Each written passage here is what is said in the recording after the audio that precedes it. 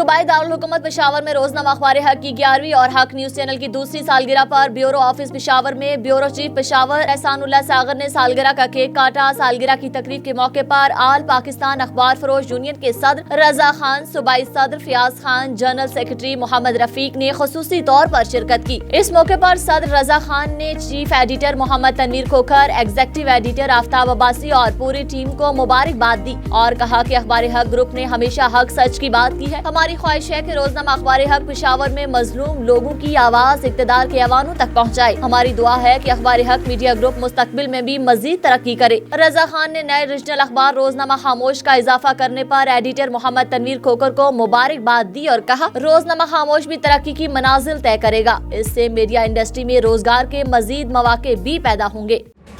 हक और सच की आवाज,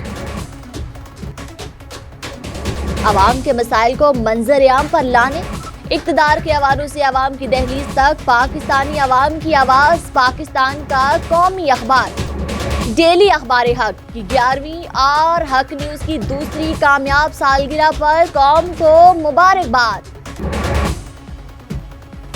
12 कलर सफात पर मुश्तमिल डेली अखबार हक ने एक और संग मील अबूर कर लिया।